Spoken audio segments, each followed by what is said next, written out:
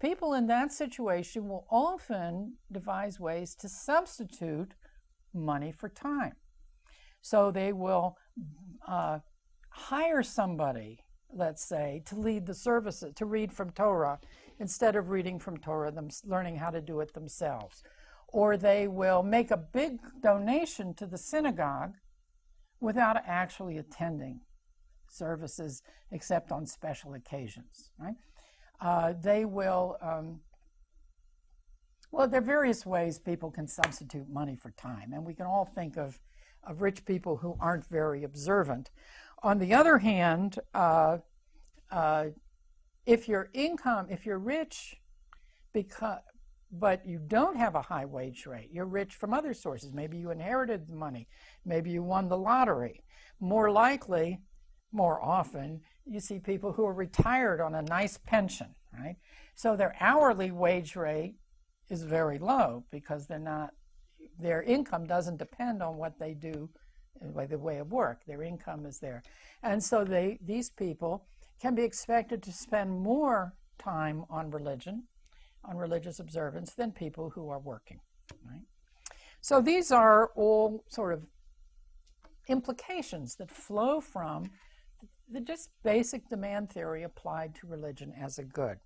There's one other implication which I think is very important, and that has to do with the relationship between education and the demand for religion.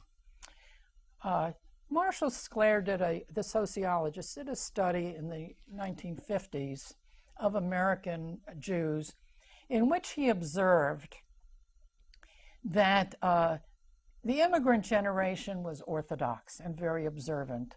The second generation was better educated and tended to be conservative rather than Orthodox.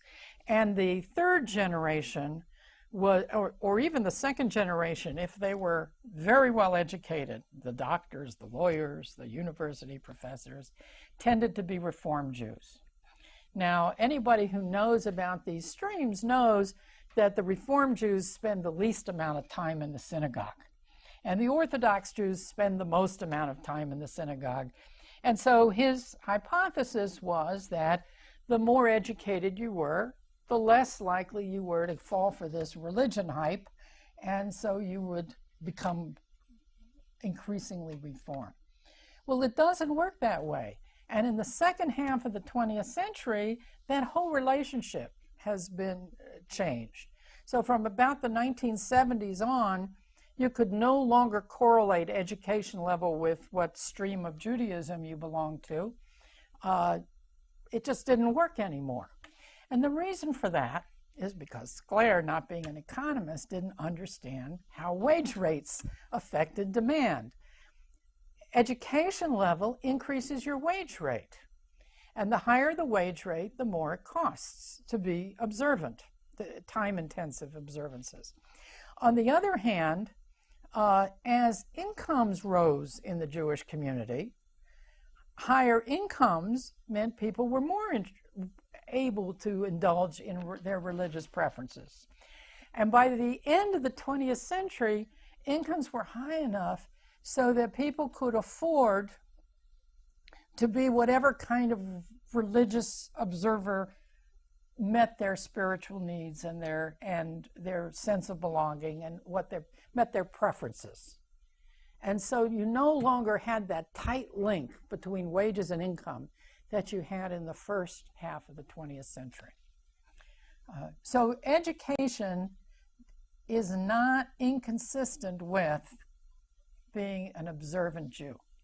Secular education is not inconsistent with being an observant Jew, and that we have many examples of that today. But many people that are still back in Sclair's world, in their conceptions, don't realize that.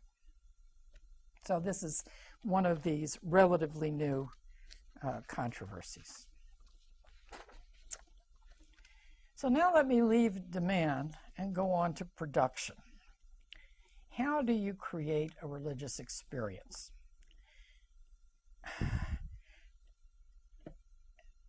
the short answer is, prices matter. Just like any production process, you look at factor prices and you look at your objective and you figure out the most cost-effective way of achieving your objective. I want to stop for just a moment and talk and put in a little perspective on what we're talking about here. Judaism has a great tradition and it has many lesser traditions. The great tradition is Torah. It's Torah-based. It's based on the Hebrew language. To some extent, it's also, we could extend it to include Tanakh and even Talmud and some later responsa. But it's Hebrew-based, and this is the core of religious Judaism that all Jews share. That's what makes the religion Jewish. That doesn't change. You can add to it, but you can't change Torah, right? You can add another book, you can add a commentary, but you can't change the original because that's the core. That is not susceptible to economics, to change because of economic factors. The lesser traditions, however, are. Now, the biggest lesser tradition that we can name is Ashkenaz, right? So you know from that we're not talking about tiny things, right? We're talking about large geographical areas, large cultural areas, long time spans. But nevertheless, you can be Jewish even if you're not Ashkenazi, right? But if you are Ashkenazi, there's certain things that you are part of your Jewish tradition.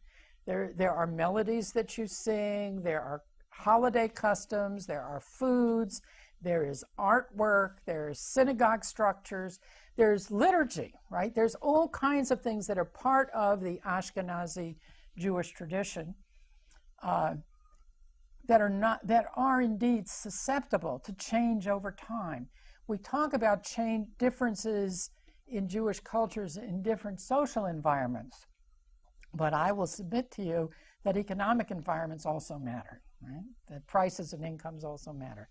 The same thing is true of the Sephardi tradition and the Mizrahi tradition and the Ethiopian and the Chinese and the Indian. We have a lot of Jewish traditions that are smaller. Many of them have their own languages, right? They certainly have their own traditions. I mean, Jews in the Torah are not described as eating matzah ball soup at Passover time. But for many Jews today, that's Judaism, right? These small traditions are very much a part of the way you observe your religion, even though they're not part of the large tradition. And that's what is susceptible to influence by prices and income. Now, a self-produced good is any good that you can't just buy off the shelf, right? You buy inputs, and inputs can be anything as simple as a candlestick to a synagogue membership or a Torah scroll. Whatever it is, you buy it, you need money to buy it, right? It's a thing, it's a service. But it doesn't become religious expression just because you buy it. You have to do something. You have to take those candlesticks and light them in a certain time, in a certain context, and with a certain blessing, and then they become religious. That's the religious experience.